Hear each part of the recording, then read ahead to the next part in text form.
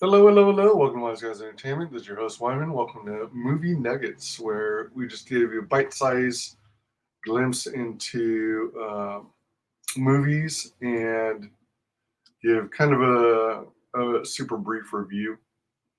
Um, I basically am mostly pulling from my physical library.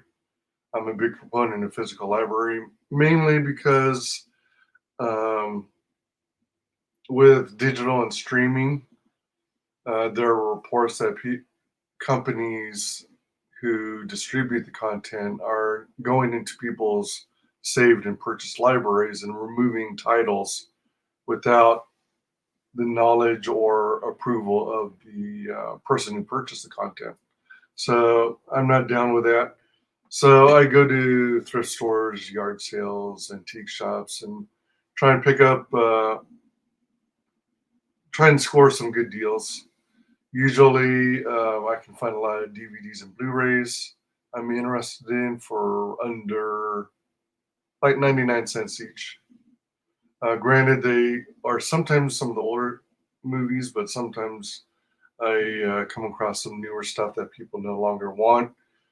So they donate to thrift stores, and then I scoop them up then. This is actually a three pack. I don't remember if I purchased it in the store or if I got it from a thrift store or yard sale, but this is actually a three pack. It's the Sam Raimi, Tobey Maguire Spider Man, Spider Man 2, and Spider Man 3. So in the first one, the original Spider Man, he has a mission to save New York from his nemesis, the Green Goblin, and win the heart of Mary Jane, the girl next door. Um, I'll tell you right now that I enjoy all three of these movies. Tobey Maguire is I guess you might call him my Spider-Man. He was not the original because there was actually like a TV series or no, I think it was a made-for-TV movie with another actor who played Spider-Man, and there was also I think a Japanese version of Spider-Man who was combined with it was like superheroes combined with like Megazords and things like that. Anywho, um, Tobey Maguire's Spider Man kind of, kept it down to earth. I did. When I first saw it in the theaters, though, I had a hard time seeing him and Kristen Dunst connect romantically. Um, when I first saw it in theaters, it just didn't seem like they could have gotten that close that short a time. I remember speaking with a coworker back then, and we were discussing the movie, and he said that something similar happened to him and his wife, and so he could easily relate. And he said that definitely would have been possible. Upon rewatch, and I have seen this several times now since the movie came out because I enjoy it. I'm starting to see how it can work. So I do enjoy it. Um, it is a story of Peter Parker uh, becoming a superhero, but still trying to retain his personal life. So that is a cool story. Spider Man 2, it reads, uh, oh, yeah, and oh my gosh. Excuse me. I mean, I like Kristen Dunst as Mary Jane. I'm glad they gave her the red hair, especially since Hollywood seems to abhor redheads. Um, Willem Dafoe, he's like classic. He's genius. He does a real good Green Goblin.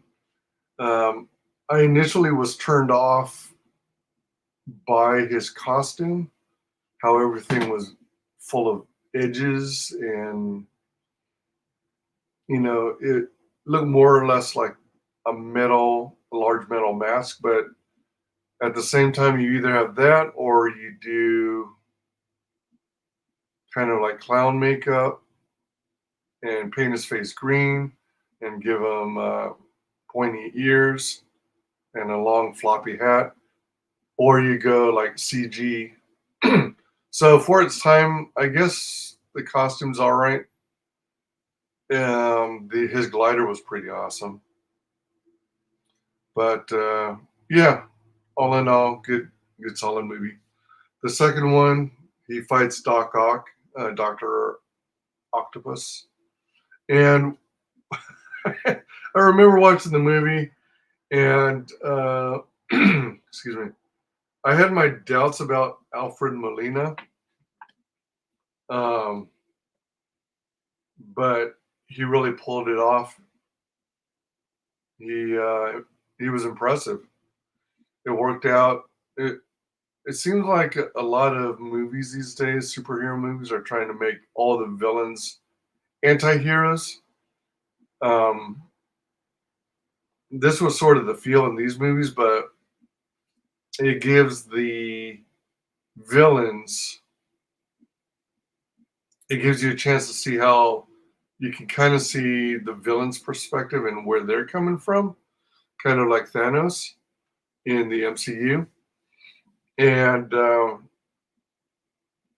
Alfred Molina's Dr. Octavius was like a genius in his field. And, you know, he wanted to create an endless power source. And things went awry due to miscalculations. And I'll just leave it at that if you haven't seen the movie yet. Definitely catch them.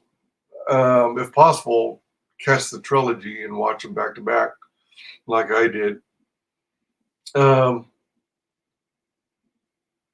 but yeah, he did a great job as Dr. Octopus.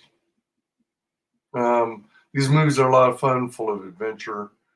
The third one, I'll have to say, uh, I don't know who is behind it, whether it was Avi Arad himself or if it truly was other executives at Sony who pushed for it. But I think the main villain was going to be only Sandman, played by Thomas Hayden Church. And he does a decent job. He's all right.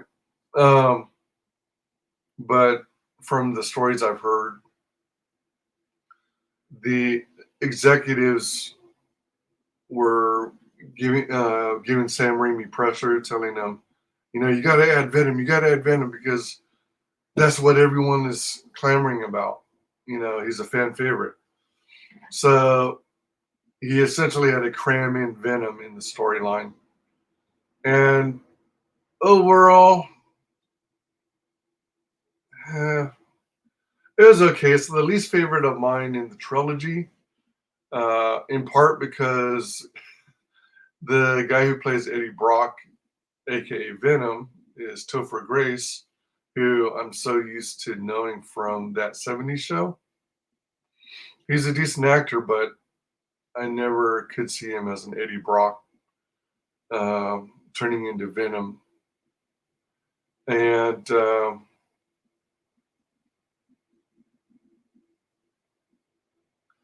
man!